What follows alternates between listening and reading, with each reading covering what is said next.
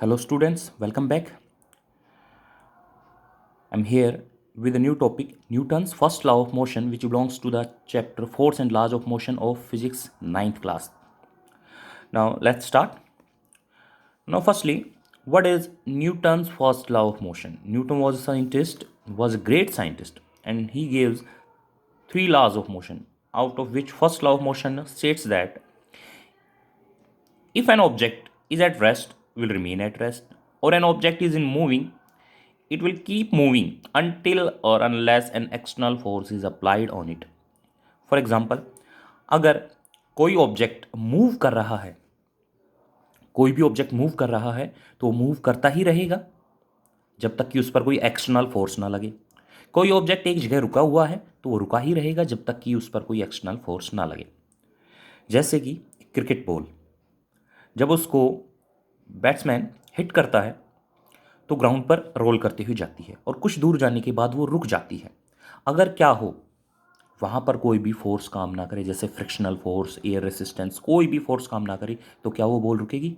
No, वो ball रुकेगी नहीं, वो चलती ही चली जाएगी. जैसे कि स्पेस में होता है.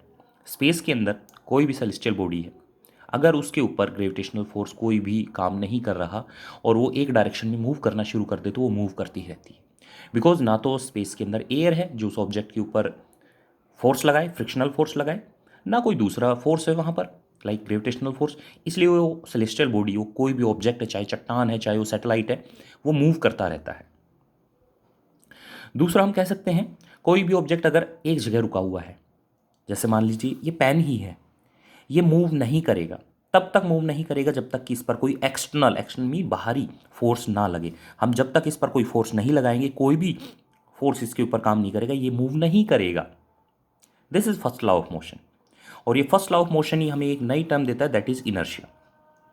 इनर्शिया एक इंटरनल प्रॉपर्टी है किसी भी ऑब्जेक्ट की, जो ये कहती है अगर कि कोई भी ऑब्जेक्ट अगर वो रेस्ट में है या वो मोशन में है, वो अपनी स्टेट ऑफ रेस्ट और मोशन का अपोज करता है. वो अपनी स्टेट को चेंज नहीं करना चाहता. अगर वो मोशन में है तो मोशन में बना रहना चाहता है, अगर रेस्ट में है तो रेस्ट में बना रहना चाहता है. वो इन अपनी पोजीशन का चेंज का अपोज करता है. This is inertia. और ये इनर्शिया मास पर डिपेंड करता है. अगर किसी ऑब्जेक्ट का मास ज़्यादा है तो उसमें इनर्शिया ज़्यादा होगा, अगर मास कम है तो उसमें इनर्शिया कम होगा. फॉर एग्जांपल, ये पेन और एक टेबल, अगर हम इस पेन को मूव कराना चाहते हैं तो हम थोड़े से फोर्स लगाकर ही इसको मूव करा सकते हैं. इस पेन के पास जो इनर्शिया था उसको ओवरकम करने के लिए हमें थोड़े से फोर्स की ज़रूरत पड़ी. लेकिन बजाय इसके अगर हम किसी हैवी टेबल को मूव कराना चाहें तो हमें ज़्यादा फोर्स लगाना पड़ेगा. इट मीन उसके पास इनर्शिया ज़्यादा है क्योंकि उसका मास ज़्यादा है. तो जिसके पास जितना ज़्यादा मास, उसका उतना ज़्यादा इनर्शिया. इसका दूसरा एग्जाम्पल हम लिख सकते हैं, एक क्रिकेट बॉल और एक टेनिस बॉल, जो कि टेनिस बॉल हल्की होती है और क्रिकेट बॉल थोड़ी हैवी होती है. दोनों में से अगर मूव कर रही है तो किसको रोकना मुश्किल होगा?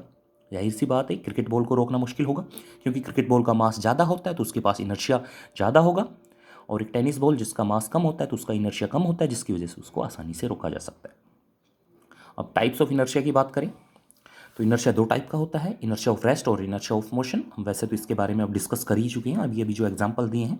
इनर्शिया ऑफ रेस्ट वो होता है जिसमें ऑब्जेक्ट अपने रेस्ट की पोजीशन का अपोज करता है, वो मूव नहीं करना चाहता. जैसे कि ये पेन और टेबल वाला एग्जाम्पल दिया था, ये रेस्ट में है, ये मूव नहीं करना चाहते, तो इनकी वो प्रॉपर्टी जो इनके मूवमेंट का अपोज करती है, that is inertia of rest.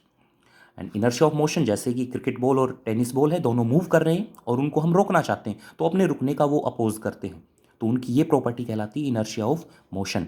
और इनर्शिया ऑफ मोशन दोनों में से ज़्यादा किसका होगा, क्रिकेट बॉल का या टेनिस बॉल का? Absolutely right, inertia of motion ज़्यादा होगा क्रिकेट बॉल का, क्योंकि उसका मास ज़्यादा है. और यहाँ पर इनर्शिया ऑफ रेस्ट किसका होगा, पेन का या टेबल का? टेबल का, बिकॉज टेबल का मास ज़्यादा है. Thanks for the now.